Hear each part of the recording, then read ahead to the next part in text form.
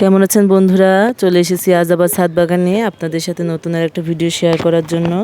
তো আজকে এই যে দেখুন আমার গাছের ডালিয়াটা কত সুন্দর হয়ে ফুটছে, বেশ সুন্দর লাগছে। আর আজকে তো অনেক হারভেস্টিং আছে, সেগুলো আপনাদের সাথে শেয়ার করব। অনেক হারভেস্টিং আছে আর নতুন কি হারভেস্ট করছি সেগুলোও দেখাবো আপনাদেরকে আজকে। চলুন তাহলে হারভেস্টিং শুরু করে দেই। আর এই যে দেখুন চলে এসেছি কি যেটা হারভেস্ট করবো আজকে। এই যে আমার আলু গাছটা মরে গেছে, তো আজকে আমি এই আলুগুলো আজকে হারভেস্ট করব। তো সেগুলো আপনাদের সঙ্গে আজকে শেয়ার করবে। চলুন আগে আলুটা হারভেস্ট করে নিই, তারপর আর অন্য কিছু হারভেস্ট যেগুলো আছে সেগুলো করব। আর এই যে এবার আলুর বস্তাটা ঢেলে দেব, দেখি আজকে কতগুলো আলু পাওয়া যায়। সব আমি বস্তাটাও পুরনো হয়ে গেছে, মাটি ছিঁড়ে যাচ্ছে, যাক সমস্যা নেই। এটা তো একবারে হারভেস্টিংয়ের জন্যই করা হয়েছিল। এই যে দেখুন নিচে আমি কত বন্ধুরা দেখুন আলু বের হয়ে গেছে। এই যে আলু কিচেন ওয়েস্ট দিয়ে বসিয়েছিলাম, দেখুন কত সুন্দর সুন্দর আলু বের হচ্ছে। তো সবগুলোই বের করে নেব। আর একটা জায়গাতেও আমরা আলু বসানো আছে, ওটাও বের করে দেখব কতগুলো আলু হয়েছে। তো সব আলু বের করে নিই, তারপরে আপনাদেরকে দেখাচ্ছি। একটা আলুর গাছ এই যে এখান থেকেও তুলে নেব, আগে গাছগুলো তুলে নিই। এই যে দেখুন আলু বেরিয়ে আসছে,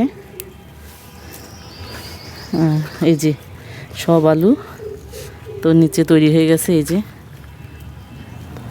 আস্তে আস্তে সব আলু বের হচ্ছে। এই যে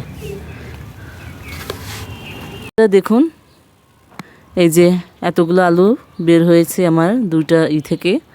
তো যতটুকু পেয়েছি এটুকু আনন্দ, কারণ আমি তো 2-3টা আলু হয়তো বা বসেছিলাম, তার থেকে এটুকু হয়েছে, হয়তো বা খুব বেশি হয়নি, কিন্তু এটুকুই খুব খুশি যে এই আলুটা আমি করতে পেরেছি, আমার ছাদে হয়েছে বাগানে।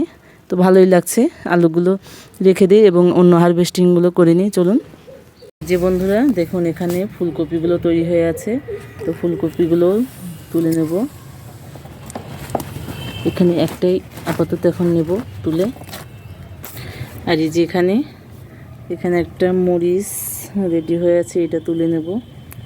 আরগুলো সব ছোট ছোট, তোলার এখন উপযুক্ত হয়নি, তো ওগুলো থাক। আর এই যে এখানে বেগুনটা হয়ে আছে, এই বেগুনটা তুলে নেব। এরপরে তুলে নেব পেঁয়াজের কলি। আর এখানে দেখুন আমার এই লম্বা এই বেগুনগুলো হচ্ছে, তো ওগুলো এখনও বড় হয়নি, ছোট আছে, থাক। আমি পেঁয়াজের কলিটাই তুলে নিই। কচি কচি পেঁয়াজের কলি হয়েছে।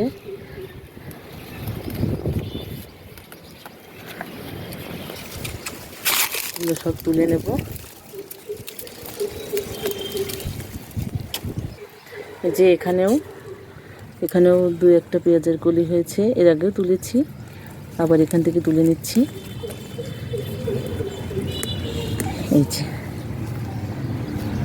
আর তুলে নেব এখান থেকে একটু সিমগুলো বেশ কদিন তোলা হয় না, বড় বড় হয়ে গেছে।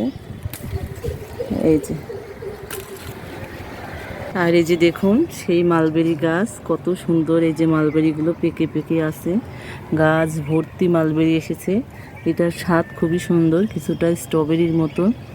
তো এটাও অনেকে আপনারা চাইলে বাগানে রাখতে পারেন, এটার বেশ সুন্দর স্বাদ। আর এটা তো পাখি পাকতে পাকতেই বেশিরভাগই খেয়ে ফেলে, তো আমি ওখান থেকে একটু আধা পাকায় 2-1টা তুলে নিই, কারণ পাকতে পাকতে তো সব পাখির পেটেই চলে যাবে, 2-1টা তাও তো খাওয়া যাবে, তাই তুলে নিই 2-1।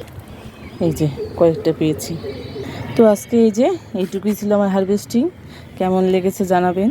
বাগানের যে কোনো গাছে একটা যদি সবজিও ধরে, তো ওটাই খুব আনন্দ লাগে, ভালো লাগে যে একটা সবজি অন্তত পেয়েছি, ফলাতে পেরেছি।